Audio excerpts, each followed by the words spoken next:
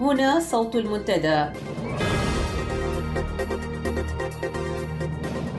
صوت المنتدى بث إذاعي يأتيكم يومي الأربعاء والسبت من كل أسبوع، ومن الساعة 8 إلى 9 مساء أيام الأربعاء، ومن 9 إلى 10 مساء أيام السبت بتوقيت إريتريا.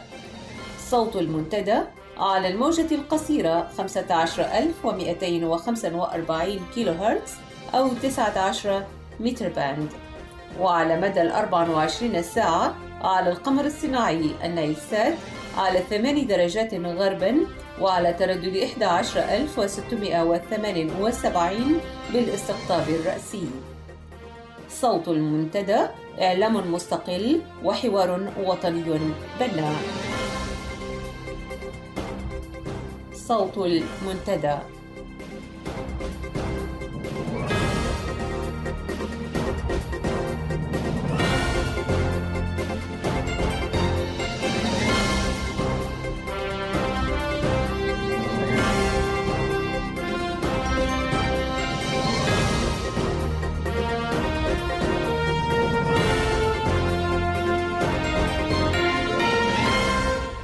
المستمعون الكرام، مساء الخير وأهلا ومرحبا بكم في صوت المنتدى. أنا أمل علي أرافقكم على مدى ساعة من الزمن في هذا المساء السبت 7 من فبراير. أبدأ معكم وكالعادة بنشرة للأخبار. يقدم لنا بعد ذلك الزميل جمال عثمان همد فقرة بعنوان ضد الإقصاء ضد الانعزال فلنحتفي بهم جميعا. بعد ذلك أعزائي المستمعين سنعيد عليكم الحوار الذي أجريناه مع الأستاذ ياسين محمد عبد الله مدير مركز سويرة لحقوق الإنسان، وهو ناشط أيضا وحقوقي في مجال حقوق الإنسان، حيث سنلقي معه الضوء حول عمل لجنة تقصي الحقائق لانتهاكات حقوق الإنسان في إريتريا. نعيد الحوار لأهمية هذا الحوار وللمعلومات التي يحتويها، وبسبب تمديد لجنة تقصي الحقائق لعملها حتى نهاية فبراير الجاري لإعطاء مزيد من الوقت لكل من يرغب في تقديم شهادته حول انتهاكات حدثت له أو لغيره في إريتريا. أتمنى لكم متابعة طيبة ومفيدة، وأهلا بكم.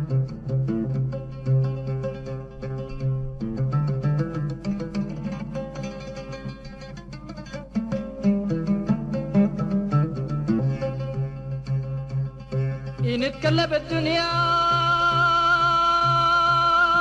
ترفد ابنا هلبو، ترفد ابنا هلبو، ترفد ابنا هلبو.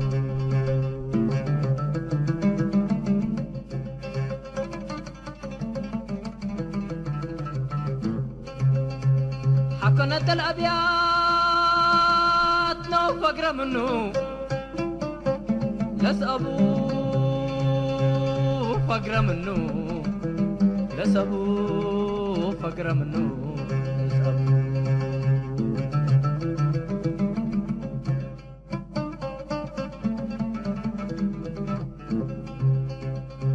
حكو يمدركا يدا وحكو حقا مسكبو.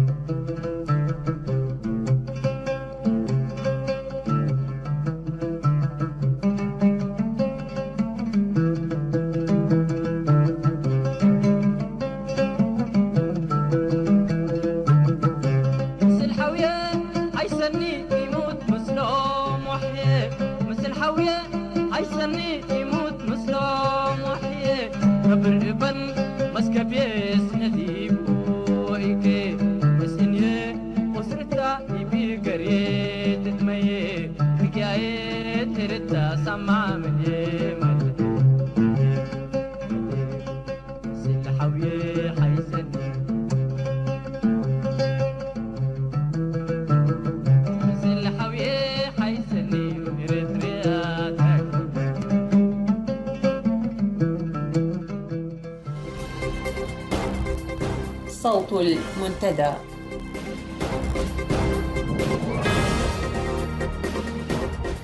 في أخبار هذا المساء، حكومة الطاغية سياس أفورقي توكل مهمة مراقبة الحدود إلى قوات الدمحيط الإثيوبية. وحكومة الطاغية سياس أفورقي تدس أفرادا في الإنترنت بهدف إعاقة المقاومة الإريترية، كما تجبر حكومة أسمر المواطنين على دفع الأموال للاحتفال بذكرى تحرير الموصلة.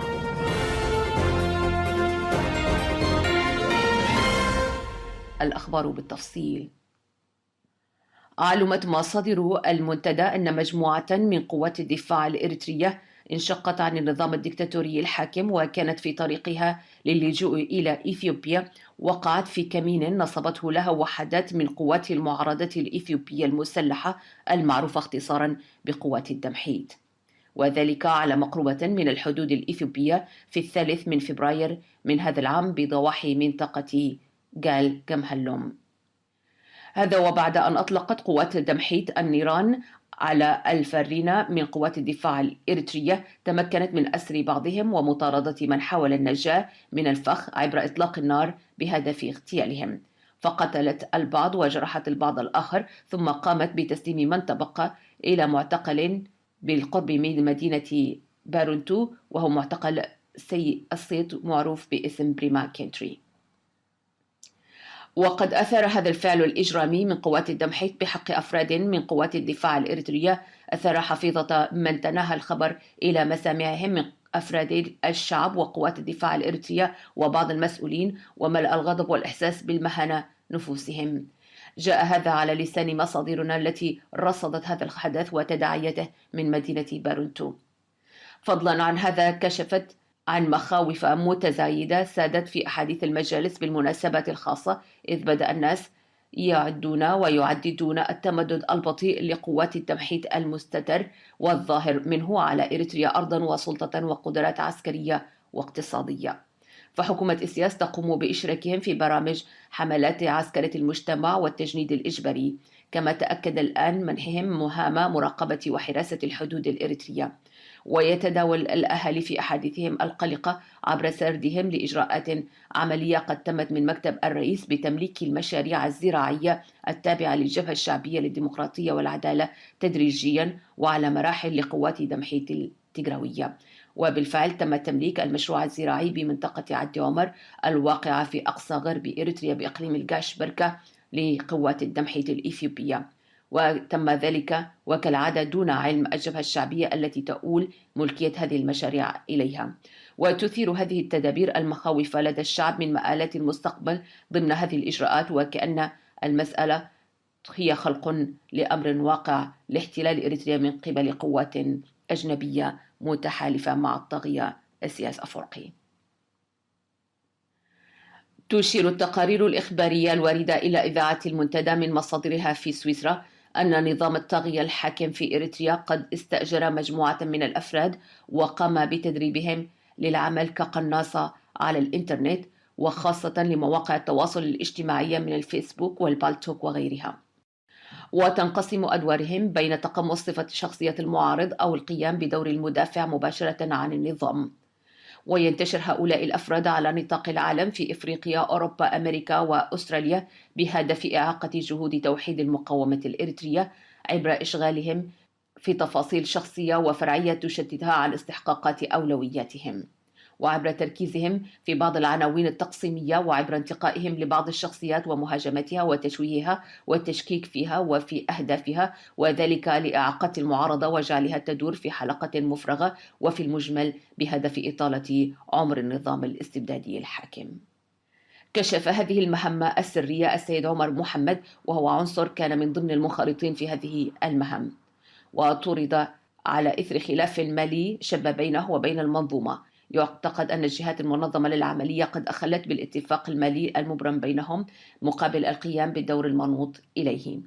ابتدر السيد عمر حديثه بالقول: في البدء أرغب من كل قلبي في الاعتذار من الشعب الإريتري لاشتراكي بهكذا أعمال، ثم أردف قائلا: اسمحوا لي بتقديم نصيحة للشعب الإريتري، وهي ضرورة أن ينتبه ويدقق في المقالات التي تعرض عليه في الإنترنت عبر وسائل الاتصال الجماهيرية، لأن أولى مهام هذه المجموعة المنخرطة هي تفتيت المعارضة من خلال دس السم في الدسم، باستخدامهم لعناوين ومواضيع جاذبة للشعب، ولكنها تحمل في جوهرها ما تجعل المعارضة متفرقة وغارقة في تفاصيل التاريخ والأشخاص والشكوك اللامتناهية.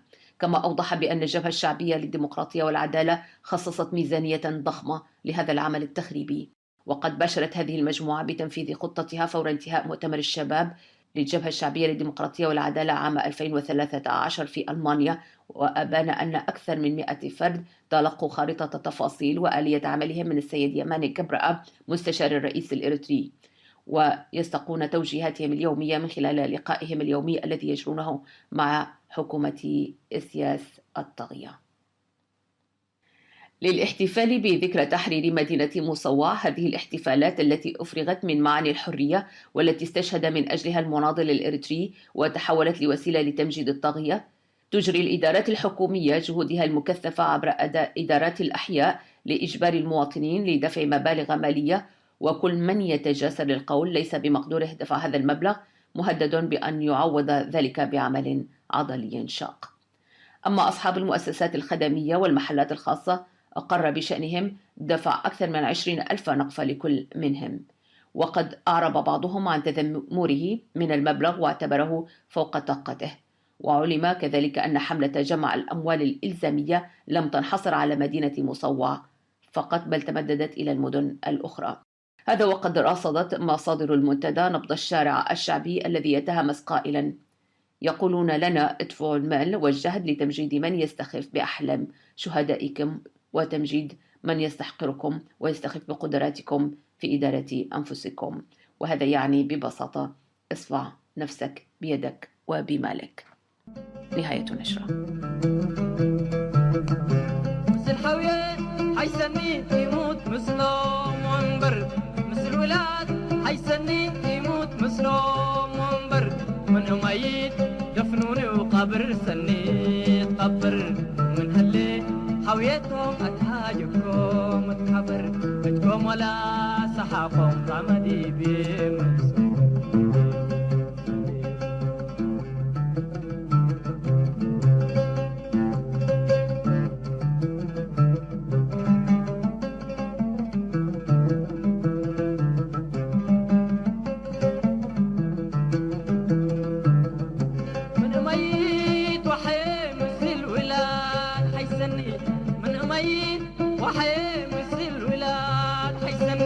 نبر ابن مسكبي ور بالله أكلني، نبر ابن مسكبي ور بالله أكلني، سرنا طاف قبيل ولا سرو كدني.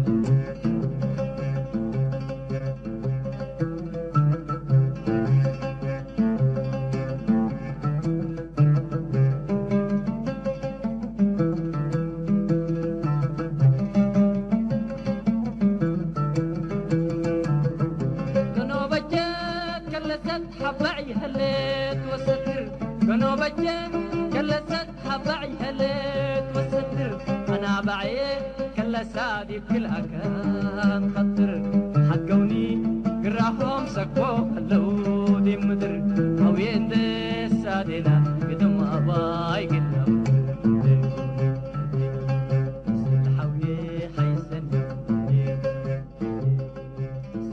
مستمعين الكرام، السلام عليكم ورحمة الله. الصراع السياسي والعسكري الذي غالبا ما ينتهي في حالة عدم إيجاد الحلول له إلى هزيمة وانتصار، هل يستطيع محو التاريخ وتبخيس الأمجاد؟ أعني هنا التاريخ النبيل وليس غيره. الصراع الذي رافق حركة التحرر الوطني الإريترية على وجه العموم وبين جبهة التحرير الإريترية والجبهة الشعبية خصوصا، والذي وضع أوزاره في الربع الأول من ثمانينيات القرن الماضي بهزيمة جبهة التحرير الإريترية عسكريا، هل استطاع محو تاريخ جبهة التحرير الإريترية؟ سؤال آخر يقول: هل استطاعت العصبة الحاكمة في أسمرة التخلص من الإرث التاريخي والتقاليد الثورية لقوات التحرير الشعبية ومن بعدها الجبهة الشعبية؟ وهل الوصف الجائر والدمغ بوصم الخيانة العظمى للجيل الأول من مناضلي ومؤسسي الجبهة الشعبية ممن تبتلعهم السجون الآن أفلح؟ وهل استطاع الناس نسيان تاريخهم وأدوارهم النضالية. ما حدث أيها السادة والسيدات هو عكس كل ذلك تماما، فقد وقف الشعب الإريتري ضد ثقافة الإذلال والعزل والانعزال، وضد كل محاولات الكنس والطمس والتشويه. ما الذي يثبت ما أقول؟ ما يثبت ما أقوله كثير ومتعدد أيها السادة، ولكن دعوني هنا أخذ مثالا واحدا فقط حول كيفية وداع الأجيال اللاحقة لمناضلي الثورة الإريترية، وذلك من خلال مواقع التواصل الاجتماعي، تويتر وفيسبوك وواتساب إلى آخره. العصبة الحاكمة في إريتريا تسعى بشكل محموم لمحو تاريخ كامل لجيل الثورة لكي يحلوا محله تاريخها الخاص، تاريخ مخزي قوامه التنكيل والقتل والمعتقلات والإقصاء، سلوك عدواني بلا حدود حتى تجاه الأموات. هي مخالفة صريحة لنواميس الحياة وسنن الكون، لذا سوف لا تمر. صحيح قد يسود الظلم الحين، ولكن لا يمكن أن يستمر. قد يخضع الناس لبعض الوقت، ولكن ليس كل الوقت، وهذا ما ينساه دائما الطغاة. سياسة الإحلال والإبدال واجهها الناس عبر التاريخ القريب والبعيد وبأشكال مختلفة وأساليب تتناسب ومكر الماكرين. لذا نجد الاحتفال بالمناضلين وإبراز تاريخهم وتوجيه التحية والتعبير عن الامتنان لهم في كل وسائل التواصل الاجتماعي الأكثر انتشارا وسرعة. كان ذلك ردا بليغا وصفعة قوية في وجه وسائل إعلام العصبة التي تمجد الرئيس دون غيره. يكفي مناضلي الثورة الإريترية الذين رحلوا في العام الماضي وبداية هذا العام أن يحتفي بهم الناس الذين ناضلوا من أجلهم ومعهم، ولا يشرفهم أن تحتفي بهم وسائل إعلام النظام التي تبرز وجه رأس النظام أكثر من إبراز دور المناضل الذي رحل. فقد ودعت كل الأجيال في كل مكان بكلمات وحروف من نور وشديد الامتنان القائد أحمد محمد ناصر.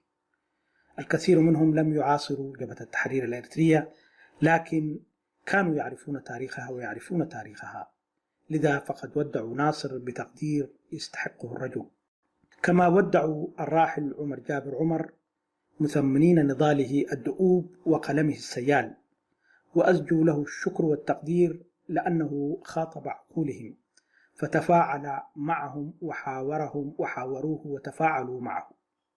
وبين القائد أحمد محمد ناصر والمناضل عمر جابر عمر رحل عدد من المناضلين والمناضلات في الداخل والخارج من قيادات وكوادر جبهة التحرير الإريترية والجبهة الشعبية وقوات التحرير الشعبية واللجنة الثورية، من مدنيين وعسكريين وواجهات شعبية تجاهلتهم جميعا وسائل إعلام النظام.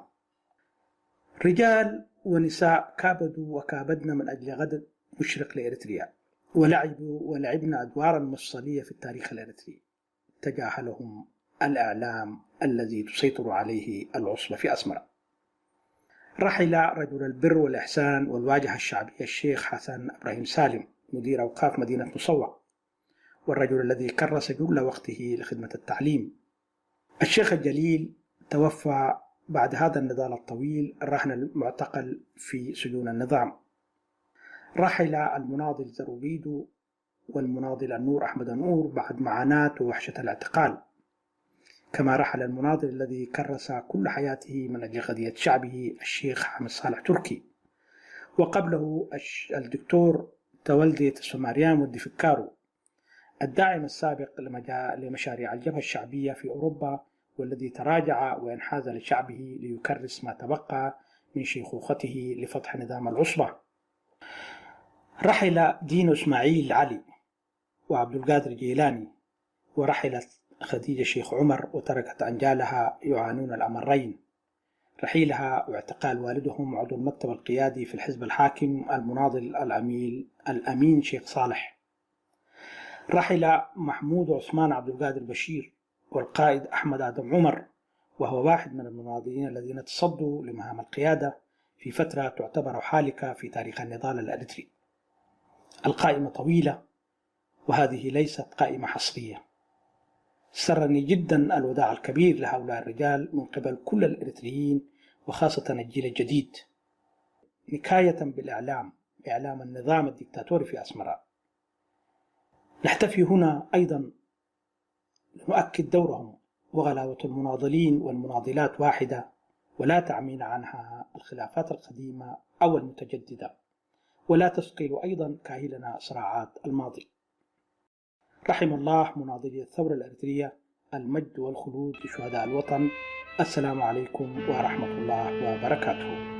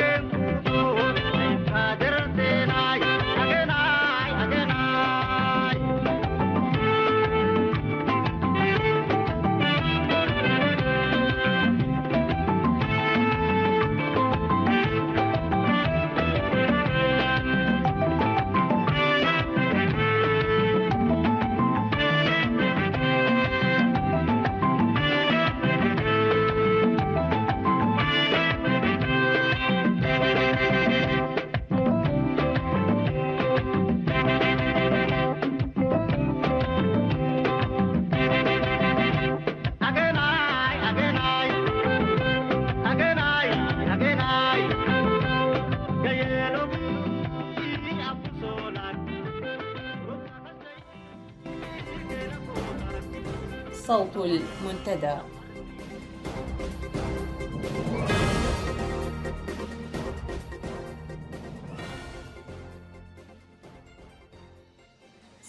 أعزائي المستمعين، نلتقي الآن مع الأستاذ ياسين محمد عبد الله، وهو ناشط حقوقي في مجال حقوق الإنسان وسياسي ومدير مركز سويرة لحقوق الإنسان، ونتحدث معه عن مسائل حقوق الإنسان في إريتريا وعن لجنة تقصي الحقائق وعملها في كشف انتهاكات حقوق الإنسان في إريتريا. أهلا بك أستاذ ياسين، وأشكر لك شكرا جزيلا قبول دعوة صوت المنتدى والحضور معنا في هذا المنبر. أهلا وسهلا، الشكر لك أستاذة أمال على إتاحة هذه الفرصة لي حديث لمستمعي إذاعتكم الكريمة. يا أهلا بك أستاذ ياسين. هناك يعني عمل مكثف للجنة تقصي الحقائق في شأن انتهاكات حقوق الإنسان في إريتريا، والتي بدأت نشاطاتها في العمل على جمع الشهادات الذين لهم علاقة مباشرة بحالات تجسد وتوثق لانتهاكات حقوق الإنسان في إريتريا. ومركز تسويرة هو أحد المنظمات الناشطة في التسهيل لهذه العمليات مع منظمات حقوقية وإنسانية أخرى. هل ممكن أن تعطينا فكرة عامة عن ماذا يحدث الآن في هذا المجال؟ نعم، شكل مجلس حقوق الإنسان في يونيو الماضي لجنة تقصي حقائق كلفها بتقصي الحقائق حول وضع حقوق الإنسان في إريتريا، وتحديدا ما ورد من انتهاكات جسيمة واتهمت الحكومة الإريترية بارتكابها منذ استقلال البلاد سنة 93. نعم. وجاءت هذه الانتهاكات والاتهامات في تقريري المقررة الخاصة. وقد عين رئيس مجلس حقوق الإنسان في سبتمبر الماضي لجنة من 3 أشخاص، وبدأت اللجنة عملها في نوفمبر، حيث التقت بدبلوماسيين في جنيف، من ضمنهم وفد من الحكومة الإريترية أو ممثل الحكومة الإريترية في جنيف، كما التقت باللاجئين الإريتريين في جنيف وفي روما. ومن المتوقع أن تبدأ هذه اللجنة غدا عملها في بريطانيا، حيث ستلتقي بإريتريين في مدن بريطانية مختلفة، هم ضحايا مباشرين لهذه الانتهاكات أو شهود عليها. نعم نعم.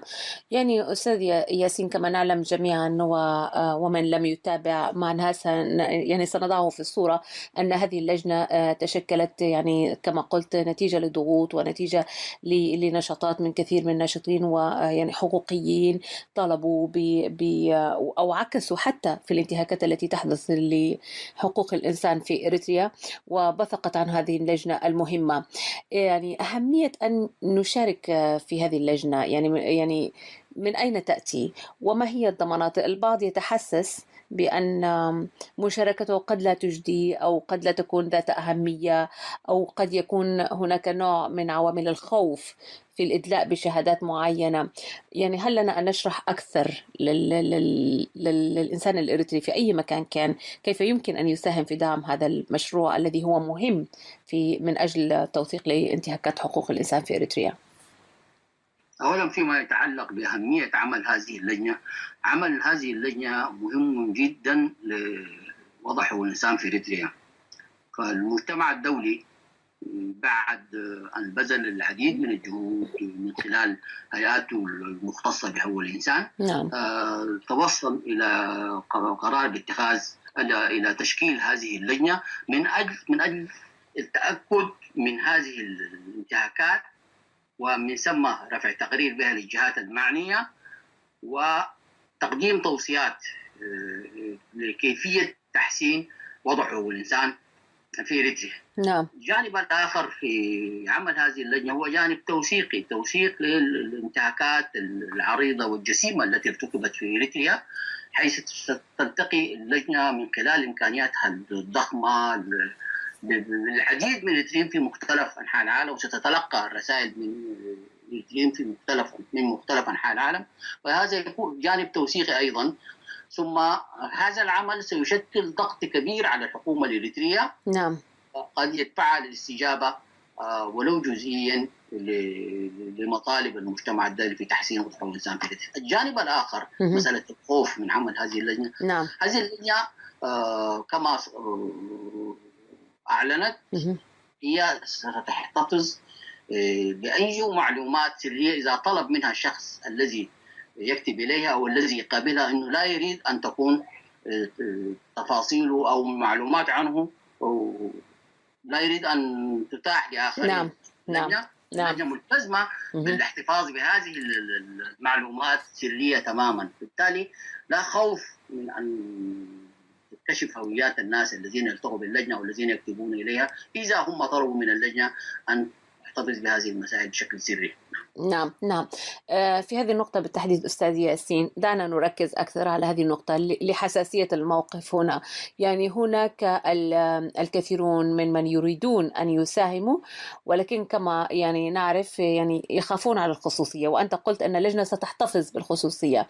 هل لنا أن نتوسع أكثر في هذه المعلومة ويعني بالتفصيل أكثر، يعني كيف يرسل هذه الشهادة وكيف وما هو الضمان أن اسمه لن يذكر؟ لأن عامل الخوف يعني بصراحة يعني ما زال موجود يعني في نفوس الكثيرين، ولا يتجرؤون رغم المظالم الموجودة ورغم أنها قد تمسهم مباشرة أحيانا على يعني الإقدام والإدلاء بهذه المظالم والكشف عنها. هذه اللجنة مشكلة من قبل أعلى هيئة معنية بحقوق الإنسان في العالم. نعم. وتتكون من أشخاص قانونيين كلهم. فمن هنا تجي المصداقية، من هنا تأتي مصداقية اللجنة. هذه اللجنة أولا هي تعهدت، ثم ثاني طبيعة تكوينها يعطيها يجعلنا نصدق ما تقول. فالشخص الذي يكتب للجنة الآن، اعتقادي أنا يعني كان متاحة فرصتين، الكتابة بالبريد والكتابة بالبريد العادي والبريد الإلكتروني. قد تكون الكتابة بالبريد العادي الآن الوقت ضيق، فيفضل الكتابة بالبريد الإلكتروني للجنة. فقط الإشارة إنه الشخص لا يريد أن تعطى المعلومات التي كتبها ومعلومات عن هويته لأي جهة أخرى سوى اللجنة. نعم. هنا اللجنة تعهدت بأن تحتفظ بهذه المعلومات بشكل سريع. أنا في اعتقادي شخصيا مثلا أعتقد إنه هذا الشيء كافي جدا ويجعلني أطمئن، ويفترض أن يجعل شخص آخر يطمئن تماما. نعم نعم. إذن بعد أن توضحت هذه الفكرة، دعنا ننتقل إلى محور آخر في نفس هذا المجال، وهو طبيعة الانتهاكات. ما هو التعريف الواسع والشامل لكلمة انتهاكات حقوق الإنسان في إريتريا؟ نعم، هناك حقوق عديدة قررتها المواثيق الدولية للإنسان، بدءا من الإعلان العالمي لحقوق الإنسان، ثم الاتفاقيات التي قامت على هذا الإعلان والعهود الخاصة. الإنسان يعني أول حق يمكن يكفله هذه المواثيق هو حق الحياة. نعم. حق الحياة، حقه في الحياة بالتأكيد. نعم. حقه في الحياة الكريمة. نعم. حقه في أنه في الخصوصية. حقه في أن يتحرك. حقه في أن يحكم نفسه. حقه في أن يحاسب الذين يحكموه. حقه في أن يصل إلى المعلومة بشكل حر. حقه أن يعبر عن نفسه. حقه أن يشكل تنظيم سياسي. نعم. حقه أن يشكل جمعيات. حقه أن يمارس معتقداته الدينية. حقه في أن إذا تعرض لاعتقال أن يعتقل بشكل قانوني وأن تتاح له محاكمة عادلة وفق للمعايير المعروفة. الحقوق هذه تشمل الفئات المختلفة، مثلا المرأة عندها حقوق. نعم. اتفاقيات. الطفل عنده حقوق. المعوقين، يعني هناك مجموعة من الحقوق التي تكفلها المواثيق الدولية. أي انتهاك لهذه الحقوق يعتبر انتهاك لحقوق الإنسان، والجهة التي ترتكبه يجب أن تخضع للمحاسبة. نعم نعم. يعني إذن هي حقوق يعني اجتماعية، حقوق سياسية، يعني حقوق مدنية، حقوق متنوعة، وبالتالي في ظل انتهاك الحكومة الإريترية لهذه الحقوق من حقنا أن نطالب بأنه تسجل وتوثق هذه الانتهاكات بالنسبة لنا على مستوى أممي. ولكن كيف يمكن أن تخدم هذه اللجنة الأممية يعني هذه الحقوق، يعني وثقتها وإلى آخره؟ ما هي النتائج المتوقعة بعد ذلك؟ نعم، كما ذكرت في البداية، هذه اللجنة ستقدم تقرير عن عملها لمجلس حقوق الإنسان. نعم. في يونيو القادم، وستقدم تقرير شفوي للجميع العامة. مجلس حقوق الإنسان سيأخذ هذا التقرير ويقوم بتحويله إلى الأمين العام للأمم المتحدة والجهات الأخرى المعنية لاتخاذ الإجراءات المناسبة. نعم. الجهات الأخرى المعنية. إضافة إنه اللجنة في تقريرها ستتقدم بتوصيات. ستتقدم بتوصيات من أجل يعني تحسين وضع حقوق الانسان في اريتريا. هذه التوصيات طبعا يفترض ان تقدم للحكومه الاريتريه، وهذا طبعا هنا يعني هذا الامر يتوقف على استعداد الحكومه الاريتريه ان تتعاون مع المجتمع الدولي فيما يتعلق بالانتهاكات التي ارتكبت، واستعدادها في ان تطور اداء وتطور وضع حقوق الانسان في اريتريا. هناك جانب التوصيات، وهناك جانب طبعا في اشكال معينه من الانتهاكات اعتقادي لا تصلح معها التوصيات، انما هي شكل من اشكال الجرائم التي يستحق الذين ارتكبوها ان يقدموا لمحاكمات عادله. نعم نعم. إذا يعني دعني أيضا أنقلك إلى محور أكثر يعني جدلية في هذا الموضوع. يعني الحكومة الإريترية الآن هذا ما نفعله نحن يعني من جانب نضالنا ضد حكومة تنتهك يعني حقوقنا كشعب بكل جوانبها، سياسية، اجتماعية، إنسانية وغيرها.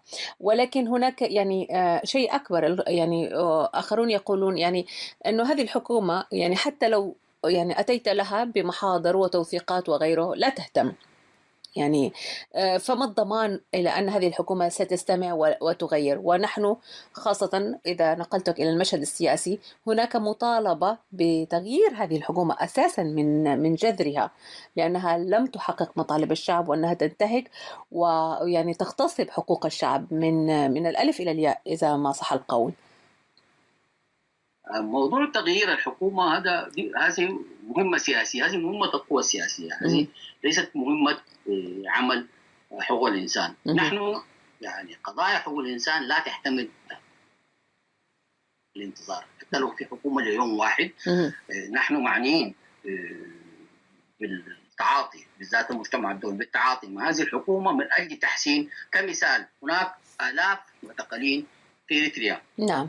لن تنتظر قضيتهم قضية التغيير السياسي في البلاد، إنما إذا كان بالإمكان عن طريق هذه الحكومة أن يطلق سراحهم من خلال الضغوط على هذه الحكومة، يطلق سراح هؤلاء الأشخاص أو تحسن ظروفهم أو يقدموا محاكمات عادلة، يجب أن يتم ذلك. هذه مهمة النشطاء حقوق الإنسان، هذه مهمة مؤسسات وهيئات حقوق الإنسان. نعم. تدفع عن الناس الانتهاكات بأسرع وقت.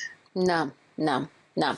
إذا يعني هذه نقطة مهمة جدا، ويعني نريد أن نرفع مستوى الوعي فيها بأن مسائل حقوق الإنسان يعني هي مسائل آنية ويعني طارئة، ويجب أن تعامل بشكل يعني مختلف عن تعاملنا مع القضايا السياسية، بغض النظر عن الموقف السياسي من الحكومة ومن أي جهة أخرى تنتهك هذه الحقوق. نعم، هناك مؤشرات قبل هذا اطلق مجموعة من الأشخاص قبل فترة. هناك أحاديث عن استعداد الحكومة للالتزام بالفترة القانونية للخدمة الوطنية. نعم. ثم الآن أخيرا إطلاق سراح 6 من الصحفيين. كل هذه المسائل قد تكون انعكاس للضغوط على النظام، قد تكون بعض التنازلات من النظام. نستطيع أن أجزم بأنها كذلك، لكن قد نربطها لأنه لم يحدث في الماضي أن سمعنا بإطلاق سراح مجموعات من الأشخاص أو كلام أو حديث عن أن النظام سيغير سياساته في موضوع الخدمة الوطنية أو غيره. فقد يكون هذا مؤشر، ومهما كان يعني هو طبعا شيء بسيط جدا قياسا نعم بالمظالم الضخمة بالعدد المعتقلين الكبير، لكنه قد يكون مؤشر على استجابة أو على قوة الضغوط التي يمارسها المجتمع الدولي على النظام الإريتري. نعم نعم. وهنا يعني أستاذ ياسين محمد عبد الله، وأنت يعني ناشط حقوقي وسياسي، وكنت في إريتريا ومارست العمل القضائي بشكل مختلف، يعني كيف يمكن أن يمارس المواطن الإريتري حقوقه أو رفع مستوى وعيه بحقوقه من خلال يعني منظمات حقوقية الآن أو لاحقا، يعني في إريتريا التي نطمح أن تكون أكثر ديمقراطية وأكثر احتراما لحقوق الإنسان؟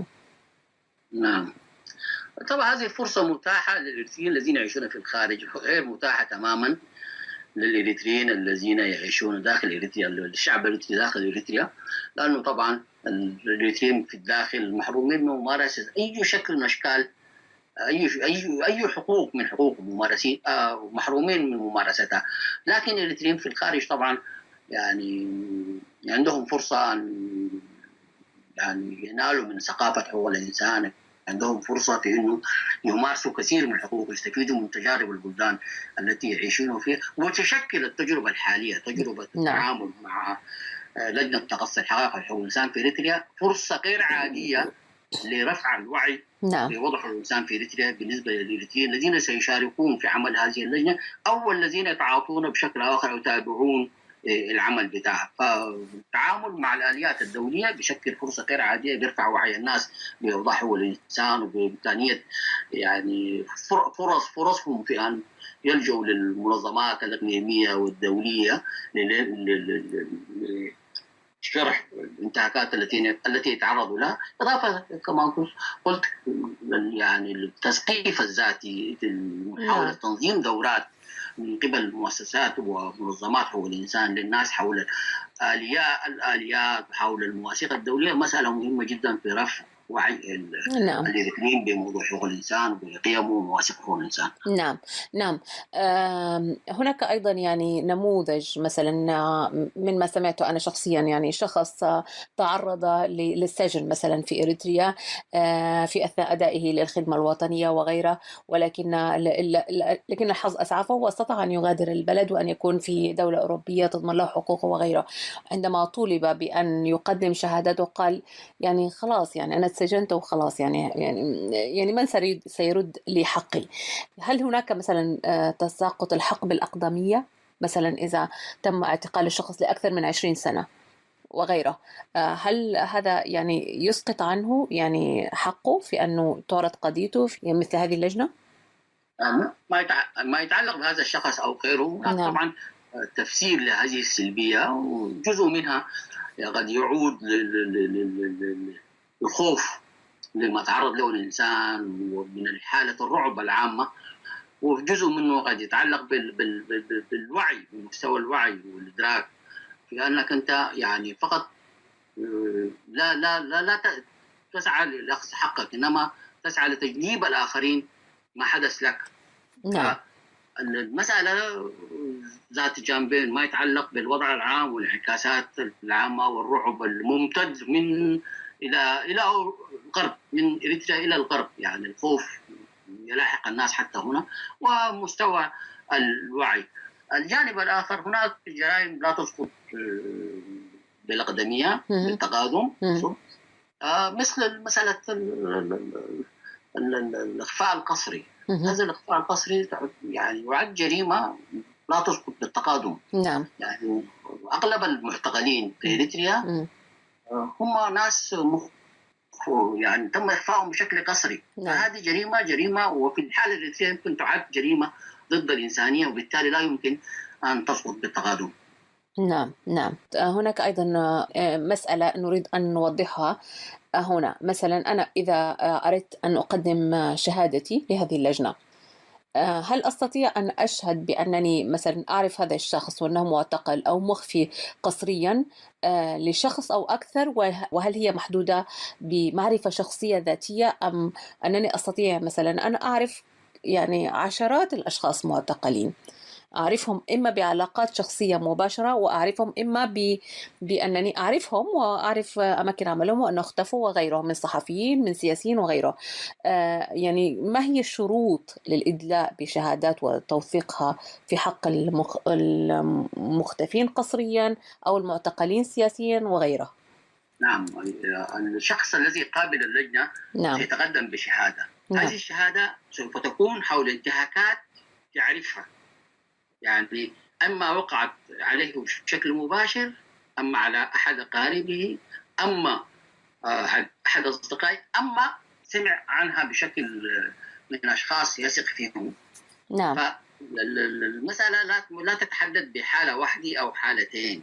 يمكن للإنسان أن يتحدث أمام اللجنة عن صور مختلفة من الانتهاكات. يعني ليست الانتهاكات فقط هي الاعتقالات التعسفية أو التعذيب، لا، هناك أشكال كثيرة. يعني منع الإنسان مثلا من حقه في التعبير، منعه من الحركة، منعه من وضع قيود عليه لممارسة معتقده الديني، كل هذه انتهاكات. فالإنسان عندما يلتقي باللجنة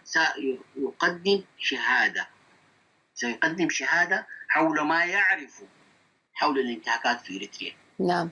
ما يعرف حول، لأن اللجنة معنية بجمع المعلومات وتوثيقها حول كل الانتهاكات من عام 93. بالتالي الشخص غير محصور في شكل معين من الانتهاكات ولا في حد معين، ولا بالضرورة أن يكون هو نفسه اللي شاف الانتهاكات، إنما هو يعني مثلا هو عمل في مجال معين، شاف انتهاكات في هذا المجال أو لاحظ انتهاكات. نعم. أنا أمام اللجنة. نعم. هل لنا أن نذكر سريعا في ختام هذا اللقاء بطبيعة الانتهاكات بشكل أكثر تفصيلية، نعددها مثلا ما هي؟ هي طبعا كثيرة، لا أستطيع أن أعددها، لكن مثلا قتل خارج القانون. نعم. مثلا إحنا نعرف من الحكومة الإريترية مارست القتل خارج القانون. نعم. هذا الاعتقال التعسفي. نعم. الإخفاء القسري. نعم. التعذيب. القيود المفروضة على الحريات الدينية، القيود المفروضة على الحريات الصحفية، القيود المفروضة على الحريات السياسية، كل هذه أشكال من أشكال كل هذه انتهاكات. لكن كما ذكرت لك، أي شيء يتعارض مع القانون الدولي لحقوق الإنسان يعد انتهاك لحقوق الإنسان، يمكن يعني تقدم للجنة بشهادة حوله. فهي سلسلة واسعة من الانتهاكات، قد يكون يمكن أهمها موضوع القتل خارج القانون، الاعتقال التعسفي، الإخفاء القسري، التعذيب، والقيود المفروضة على الحريات العامة في البلد. نعم. إذن في نهاية هذا اللقاء أستاذ ياسين، ما هو تقييمك لهذه التجربة وأنتم في مركز سويرة أحد يعني العناصر أو المنظمات المشاركة في تسهيل عمل لجنة حقوق الإنسان في إريتريا؟ كيف تقيم هذه التجربة عموما حتى الآن؟ حتى الآن طبعا أنا قد يكون من المبكر الحكم على التجربة. نعم. لكن أنا أتوقع أن تكون هناك استجابة واسعة. نعم. لعمل هذه اللجنة، وأن يكون هناك تعاون كبير من الإريتريين بالذات الموجودين خارج إريتريا للتقدم بشهاداتهم كتابة. نعم. من خلال اللقاء المباشر، من خلال السكايب مع لجنة تقصي الحقائق، وسيظهر ذلك طبعا في المستقبل من خلال التقارير التي ستقدم بهذه اللجنة في يونيو القادم إن شاء الله. أشكرك شكرا جزيلا أستاذ ياسين محمد عبد الله، الحقوقي والناشط في مجال حقوق الإنسان ومدير مركز سويرة لحقوق الإنسان، وأشكر لك جزيلا هذه الإضافة المهمة في الكشف عن طبيعة وعمل لجنة تقصي الحقائق في انتهاكات حقوق الإنسان في إريتريا. شكرا لك. شكرا أستاذة أمال، وشكرا إذاعة المنتدى. شكرا جزيلا. يا هلا. يا هلا. شكرا لك.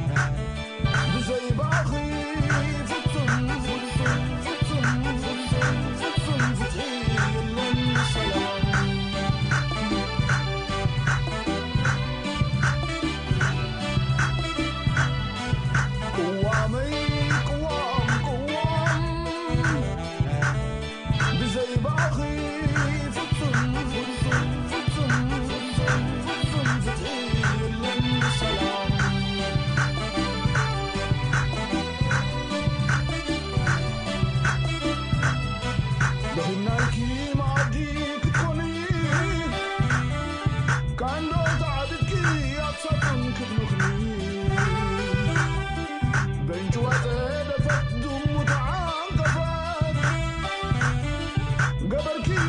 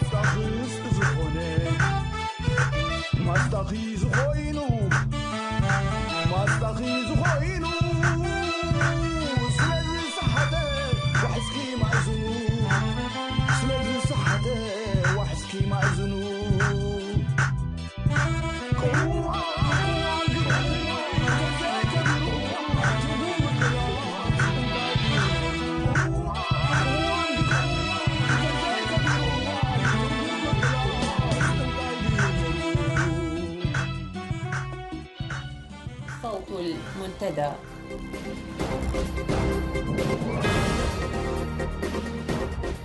في أخبار هذا المساء، حكومة الطاغية إسياس أفورقي توكل مهمة مراقبة الحدود إلى قوات الدمحيط الإثيوبية. وحكومة الطاغية إسياس أفورقي تدس أفرادا في الإنترنت بهدف إعاقة المقاومة الإريترية، كما تجبر حكومة أسمر المواطنين على دفع الأموال للاحتفال بذكرى تحرير الموصوة.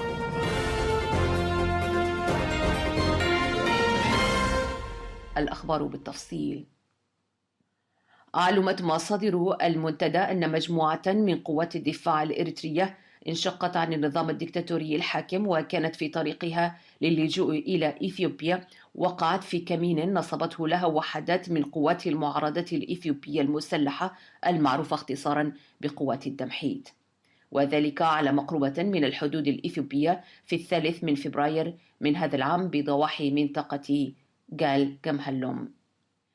هذا وبعد أن أطلقت قوات الدمحيط النيران على الفارين من قوات الدفاع الإريترية، تمكنت من أسر بعضهم ومطاردة من حاول النجاة من الفخ عبر إطلاق النار بهدف اغتيالهم، فقتلت البعض وجرحت البعض الآخر، ثم قامت بتسليم من تبقى إلى معتقل بالقرب من مدينة بارونتو، وهو معتقل سيء الصيت معروف باسم بريما كينتري.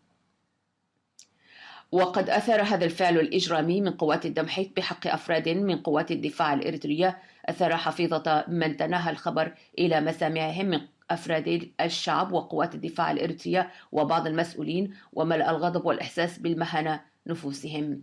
جاء هذا على لسان مصادرنا التي رصدت هذا الحدث وتداعيته من مدينة بارونتو. فضلا عن هذا، كشفت عن مخاوف متزايدة سادت في أحاديث المجالس بالمناسبات الخاصة، إذ بدأ الناس يعدون ويعددون التمدد البطيء لقوات التمحيط المستتر والظاهر منه على إريتريا أرضا وسلطة وقدرات عسكرية واقتصادية. فحكومة إسياس تقوم بإشراكهم في برامج حملات عسكرة المجتمع والتجنيد الإجباري، كما تأكد الآن منحهم مهام مراقبة وحراسة الحدود الإريترية.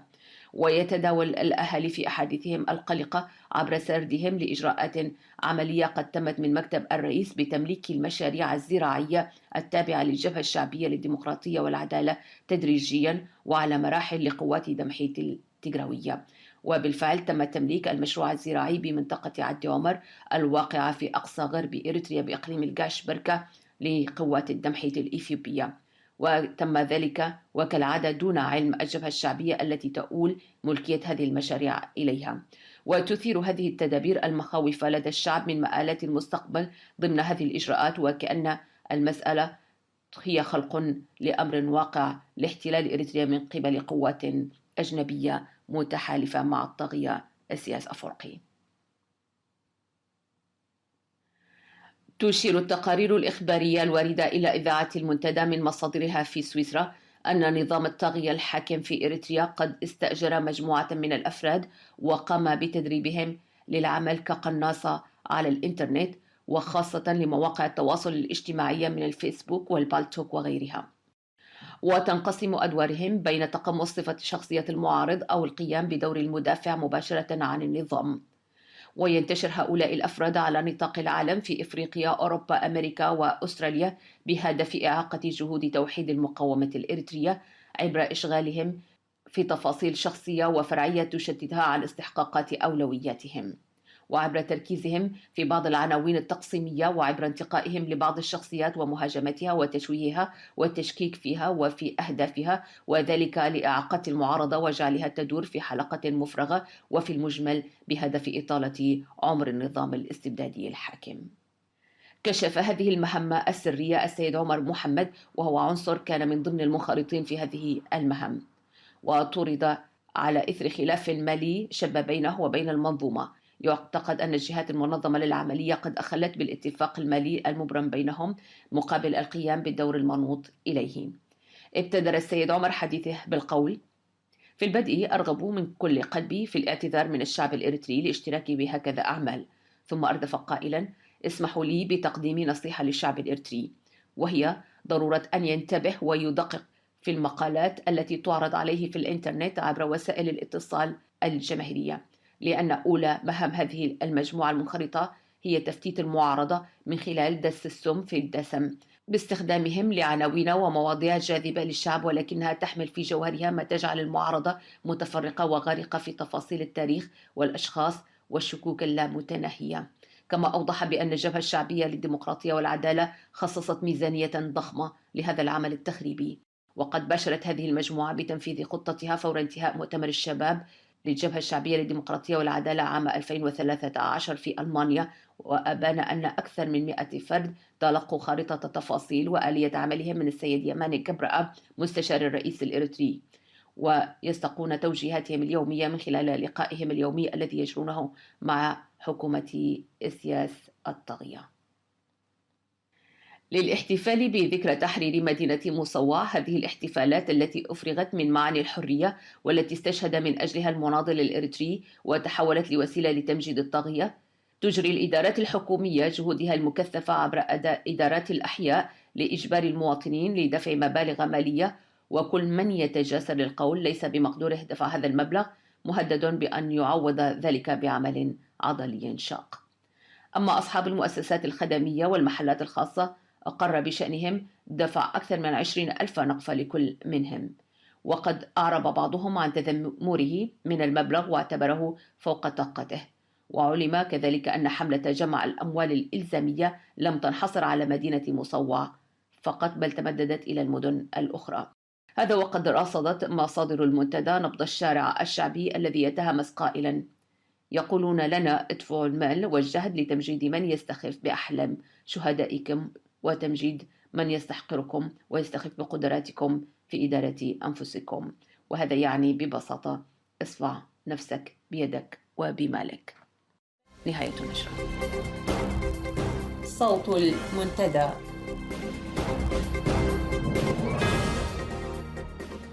بهذا نأتي إلى ختام ساعة المنتدى لمساء هذا اليوم السبت. أعزائي المستمعين، نشكر لكم دائما حسن متابعتكم لنا، ونذكركم بأن لجنة تقصي الحقائق لانتهاكات حقوق الإنسان في إريتريا ستمدد أعمالها حتى نهاية فبراير، فرجاء لكل من يريد أن يدلي بشهادته أن يتقدم إلى هذه اللجنة بالكتابة إليها. ومرة أخرى نذكر بعنوان اللجنة على البريد الإلكتروني، وهو COIERITREA@ohchr.org. نتمنى أن يساهم الجميع من أجل إنجاح هذه المهمة، ونتمنى أن نلقاكم أيضا في الأسبوع القادم. لكم مني ومن فريق العمل في الإذاعة أجمل الأمنيات، وإلى اللقاء.